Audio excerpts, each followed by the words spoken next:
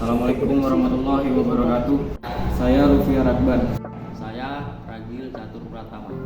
Saya Pandu Prabowo. Saya Nur Muhammad. Larutan elektrolit dan larutan non-elektrolit adalah sifat larutan berdasarkan daya hantar listriknya. Larutan elektrolit adalah larutan yang zatnya mampu menghantarkan arus listrik ketika dilarutkan dalam air. Sedangkan larutan non-elektrolit adalah larutan yang zatnya tidak dapat menghantarkan arus listrik. Mengapa larutan non-elektrolit tidak bisa menghantarkan listrik, sedangkan larutan elektrolit bisa? Ilmuwan asal Swedia bernama Svante August Arrhenius pada tahun 1887 menjelaskan tentang peristiwa hantaran arus listrik melalui larutan dengan teori ionisasi.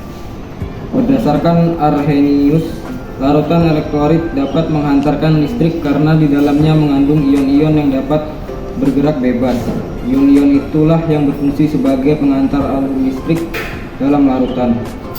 Seperti dikutip dalam model guru pembelajar keahlian kimia kesehatan oleh Eti Suherti. Oleh sebab itu, banyak sedikitnya ion yang terjadi pada ionisasi merupakan penentu dari besarnya daya hantar listrik yang terkandung pada larutan elektrolit. Semakin banyak ion dalam larutan, maka daya hantar listriknya akan semakin kuat, di mana hal tersebut tidaklah bisa ditemukan pada larutan non-elektrolit. Untuk lebih jelasnya, simak perbedaan larutan elektrolit dan larutan non-elektrolit di bawah ini. Ya, larutan elektrolit bisa disebut juga dengan konduktor elektrik. Jenis larutan ini ada yang sifatnya kuat dan lemah. Larutan elektrolit kuat. Ciri-ciri larutan elektrolit adalah: 1. Larutannya mampu menghantarkan arus listrik dengan baik dan kuat. 2. Ditandai dengan lampu yang menyala serta banyak mengandung gelembung gas ketika diuji dengan alat penguji elektrolit. 3. Elektrolit kuat dalam air, akan terionisasi sempurna sehingga derajat ionisasi X sama dengan 1A jumlah mol yang terionisasi jumlah mol Z mula-mula. 4. Larutan elektrolit kuat terdiri atas kelompok larutan-larutan basa kuat, asam kuat, dan garam kecuali garam merkuri.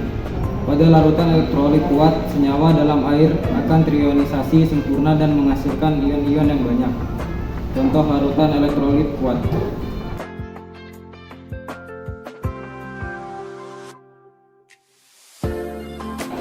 Larutan elektrolit lemah. Larutan elektrolit lemah adalah larutan yang masih bisa menghantarkan listrik, tapi sifatnya lemah sehingga lampu tidak terlalu bisa menyala dengan terang. Ciri-ciri larutan elektrolit lemah: 1. Senyawa adalah dalam air terionisasi yang sebagainya akan menghasilkan ion-ion yang sedikit. 2. Larutan elektrolit lemah terdiri atas larutan basa lemah dan asam lemah. Tidak menghantarkan jumlah listrik sedikit atau lemah. 4. Derajat ionisasi A,0 A1. Contoh larutan elektrolit lemah sebagai berikut: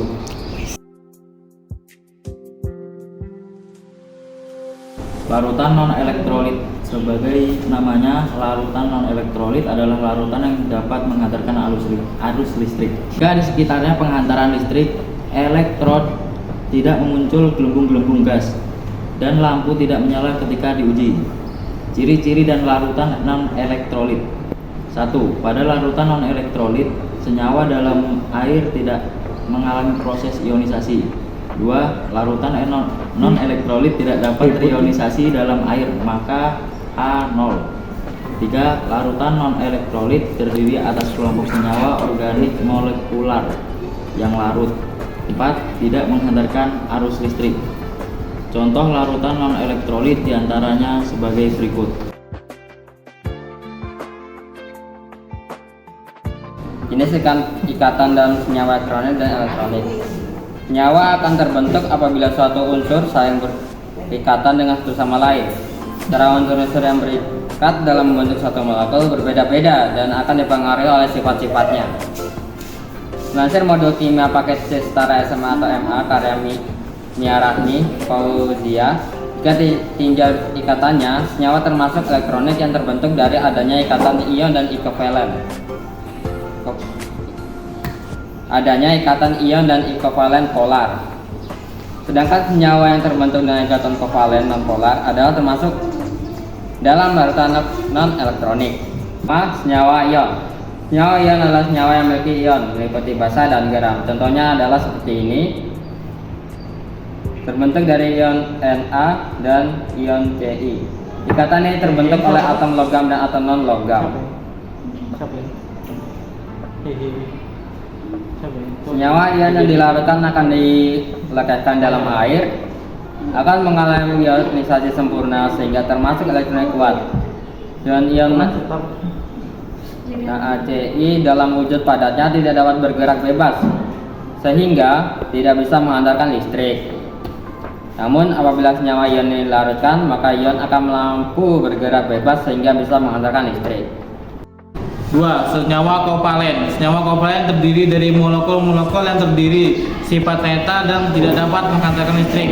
Namun mengapa pada senyawa kovalen HCl mampu menghantarkan listrik? Senyawa kovalen bersifat polar yang terdapat gaya tarik-menarik untuk memutuskan ikatan-ikatan tertentu antar molekul, sehingga dilarutkan dalam air akan mengalami ionisasi yang bisa menghantarkan listrik. Hanya larutan senyawa kovalen polar saja yang dapat menghantarkan listrik, sedangkan senyawa kovalen non polar tidak.